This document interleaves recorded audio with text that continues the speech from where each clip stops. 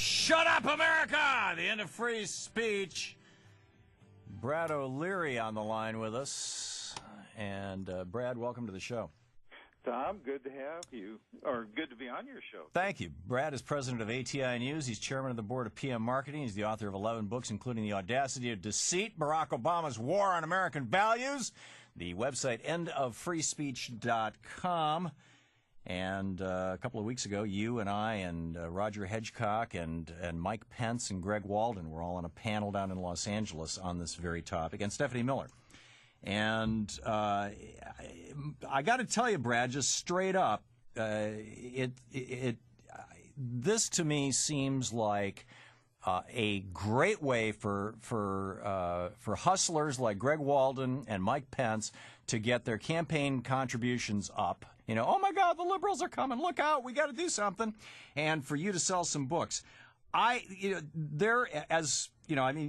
that debate, you know, you guys kept trying to get Stephanie Miller and me to say we're all gung ho in favor of shutting down right-wing stations. It ain't going to happen. Well, I don't think you're in favor of shutting down right-wing stations. I don't think on the face of it anybody is, but I think the changes that are going to be made will result in that. What changes? Do you believe there should be localism committees, or what I call commissar committees, to determine, have a group of people locally to determine if whatever you're saying on talk radio offends them? You're saying I am in favor of that?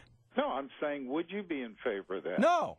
Well, that's what's going to happen. Would you be? What's going to happen because of what? Well, let's wait a few weeks and see what the new commissioner of the FCC does. Yeah, I'm telling you, you guys are creating straw men to scare the hell out of your conservative constituents, and raise as much money as you can from them and sell as many books as you can. And there's no there. I'm delighted to sell books. I'm not interested in raising money. But do you believe that the president should have the ability to shut down the Internet at any time he wants to? No. Well, there was a bill. I thought it was an April Fool's joke. There was a bill he introduced on April 1st by 4 U.S. senators that call for just that. Yeah, and if you're talking about the same thing that I'm thinking of, it was in the context of if there was some sort of, like if nuclear bombs went off in 5 cities in America. No.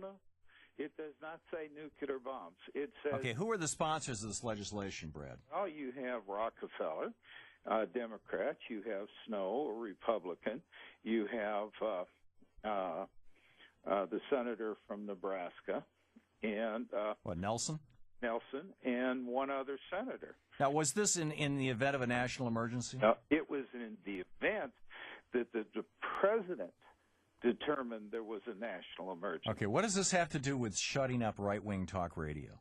Well, you can't shut down the Internet at the whim of the president.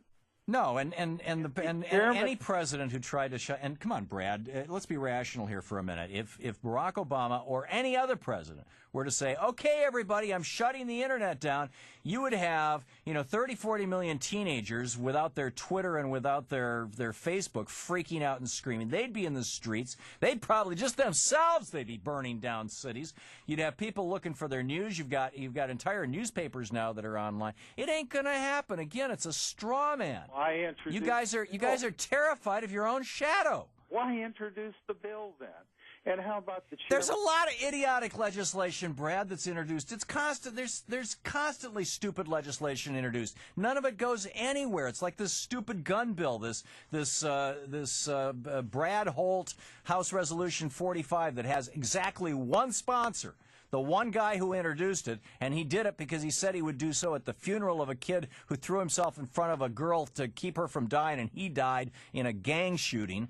And that one piece of legislation with one sponsor has turned into a phony baloney email that's gone viral to the point where last week I walk into a gun shop and try to buy a couple of hundred rounds of .40 caliber ammunition, and they refuse to sell me more than 2 boxes of 50 each. Because they're saying, Obama's coming to get your gun. We're down to 17 boxes of .40 caliber rounds. You can't buy anymore. And I'm like, what are you talking about? I tracked this thing down. It's nuts. It's as crazy as the stuff that you guys are peddling. Well, it may be, but there is still a difficulty in getting ammunition shipped. And no, there's a difficulty in getting ammunition right now, because I'm telling you, you walk into the gun store and engage in a conversation with these guys like I did and like my brother did in 2 different cities, the 2 largest gun shops in central Michigan, and everybody is coming in and they're buying their ammunition because they got this email saying, Obama's coming to take your guns. Actually, he can't even take your guns, so now he's going to take your ammunition. Thom, are you for the campaign finance law we're left with? I know of many campaign finance laws, but I for have public one funding of elections.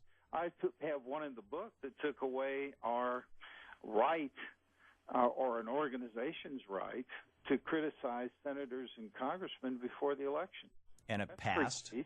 This was legislation that passed, that was signed by the president? It was signed by... Oh, yeah, you've got an entire chapter in here about McCain-Feingold. Is that what you're talking about? That's what I'm talking about.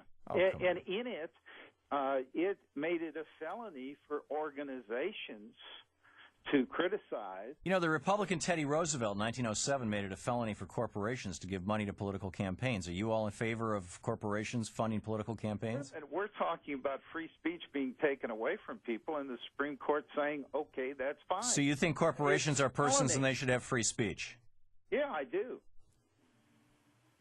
And I don't... You honest to God, you think that a corporation that when the founders wrote the Bill of Rights and the Constitution, that they envisioned that the corporate form, a corporation should have the legal ability to lie, the total right of free speech, that they should have the privacy, First Amendment, Fourth Amendment rights to hide from other people what they're doing, that they should have Fifth Amendment rights to not testify against themselves, to not operate in a transparent fashion, and 14th Amendment rights against discrimination, so that as Walmart is asserting, if a community tries to keep them out, it's the same as keeping an African American out of a lunch counter. You believe that? I don't believe a lot of that, but I believe that people should have free speech. And I'm talking about corporations. Well, I believe a corporation should have free speech as saying anything. Why? To say. Because it's going to be penalized by the public if it's crazy. No, it's not. It may well be believed. Why not? Because corporations can, I'll give you a whole bunch of reasons why not. Because corporations can live forever, because they can amass enormous amounts of wealth that is not subject to estate taxes and things like that, that they can become so powerful that they manipulate our government. I mean, this is exactly what Jefferson warned us against, is the massive aggregation of wealth manipulating political power. Jefferson also went to Robert Morris on a number of occasions, getting Morris to put up money to keep the revolution alive. And Robert Morris was not a corporation. He was an individual. In colonial money, $1 million. He was an individual.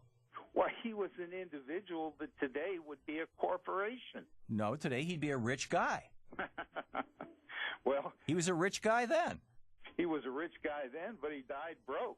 Yeah, most of the founders did. I mean, there really were no billionaires during that time. There were not even any multimillionaires, and the reason why was because we didn't have the corporate form. I'm just astounded, Brad O'Leary, that you're in favor of corporations having free speech rights. I find that breathtaking, that you think that a corporation should have human rights. Why not? Because it's not a human. Well, then I don't think that any of these organizations or associations that take donations that form under your theory should have free speech either. Why give an organization free speech and not give a corporation free speech? I'm sorry, I just got totally distracted. What was your last sentence? Well, why give a corporation, not give a corporation free speech if you're giving organizations free speech? Well, these organizations are corporations as well. They may be nonprofit corporations, but they're still corporations. Free speech? No, I don't think that a nonprofit corporation, a for-profit corporation, any of the above, I don't think that they should have access to the Bill of Rights. I think that we give. When you or I don't know if you ever started a corporation. I've started 7 of them in my life. And when I started every corporation I started, I went to a Secretary of State and I said, I'm going to do certain things, And in exchange for that, you're going to give me certain benefits. You're going to give me tax advantages that I wouldn't have as an individual. You're going to give me limitations of liability that I wouldn't have as an individual. And in exchange for that, I'm going to operate in ways that are consonant with particular laws. I'm going to operate in a restricted fashion for the purposes of making money. That's different than just being a human being. Well, if there are any of your listeners who are listening who think you may be wrong, then they can go to Amazon.com and buy... Get your book, Shut Up America, The End of Free Speech, by Brad O'Leary. Okay. Thanks for having me. You're welcome. And the website is endoffreespeech.com. Brad, thanks for dropping by. All right. Thank you.